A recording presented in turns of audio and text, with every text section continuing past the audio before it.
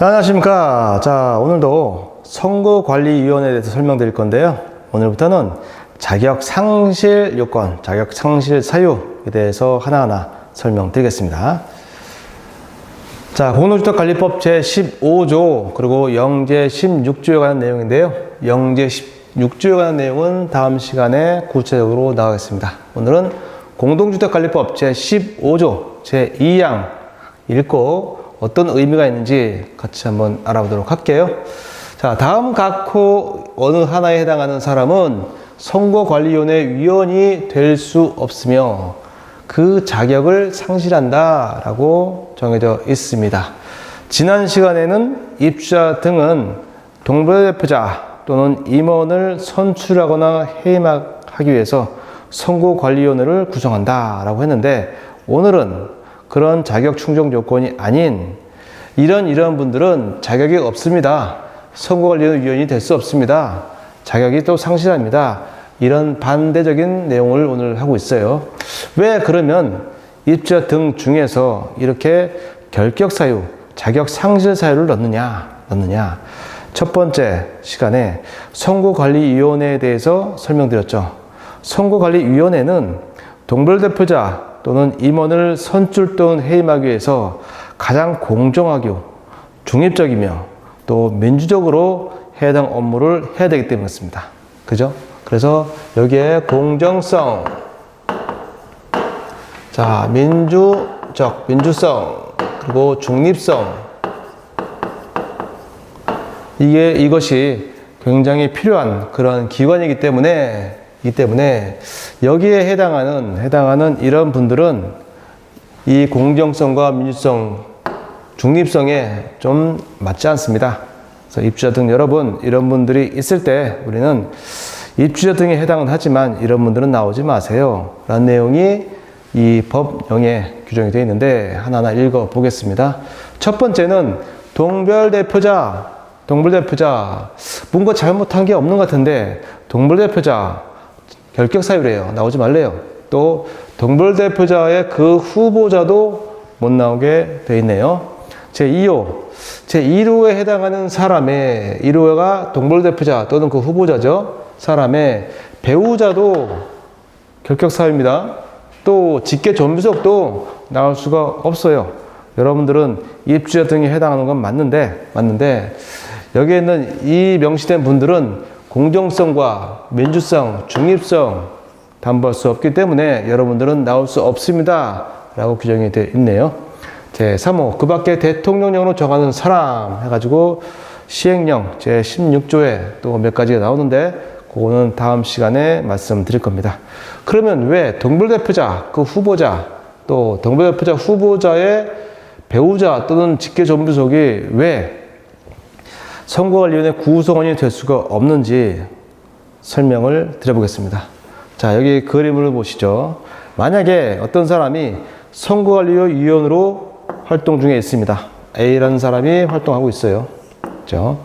근데 이 사람이 이런 규정이 없어서 만약에 동별대표자에 당선해서 임기 중에 있다. 그러면 선거관리위원이 동별대표자 같이 겸임하고 있네요. 그죠? 겸임하고 있다. 그러면 이 동별대표자는 본인이 임기 시작해서 임기 끝날 때까지, 우리는 이제 임기가 2년 정도 이렇게 법에 규정이 되어 있죠. 이 기간까지 자격 충족 요건을 계속 충족해야 되고 또 결격 사유, 자격 상실 사유에 해당하지 않아야 됩니다. 임기 동안에. 그런데 임기 중에 어느 시점에 갑자기 전출을 하게 됐어요. 이사를 가게 됐습니다. 전출하게 되면 이 자격 충족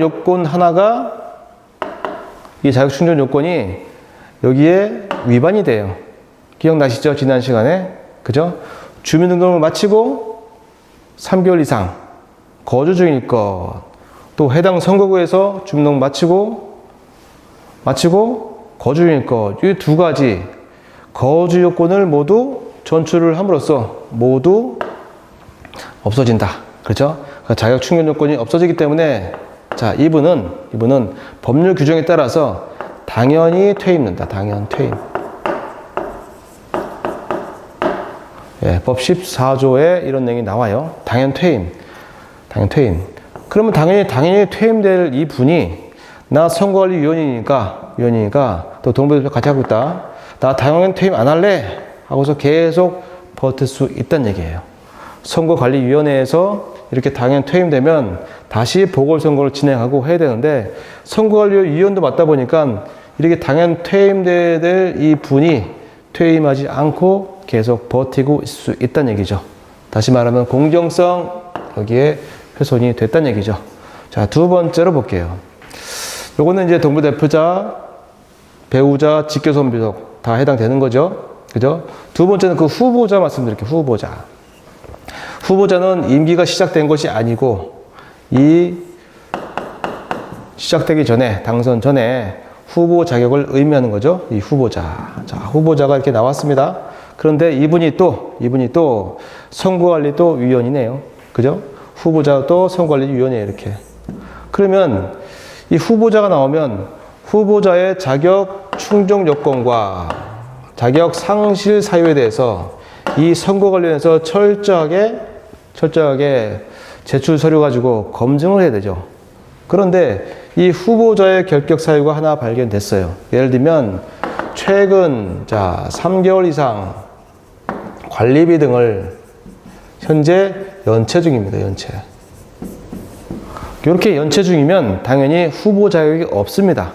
그런데 이분이 선거관리위원이다 보니까 이 연체 중인 거를 쫙 지우고 모른 척하고 자격 상실 사유가 없어. 나는 가능해. 이렇게 이분이 했다고 치죠. 그러면 결국 여기 나와 있는 공정성, 중립성에 굉장히 또 훼손이 됐죠. 그렇죠? 따라서 우리는 선거관리위원이 될 수 없는 분은 동부대표자 특별히 뭔가 딱히 잘못한 게 없는데 후보자도 마찬가지죠. 뭔가 잘못한 게 없는데 이러한 공정성이 훼손될 위험이 굉장히 크기 때문에 이런 분들은 후보 자격을 당연히 박탈을 하는 겁니다. 배제를 하는 겁니다. 특별히 잘못 안 했어도 우리 법률 규정으로 동부대표자 현재 역임하고 있는 분 또 후보자로 나온 분 거기에 더 추가해서 그분들의 배우자 또는 직계손비속까지 같이 여러분들은 선거관리위원회 위원이 될 수가 없습니다 하고서 자격 상실 사유에 있습니다. 뭐 때문에요? 공정성, 중립성 때문에 그렇습니다.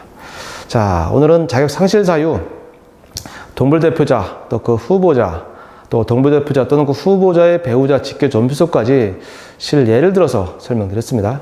자, 다음 시간은 대통령령으로 정하는 그 사유가 있는데 다음 시간에 또 설명을 드리겠습니다. 오늘도 수고 많이 했습니다.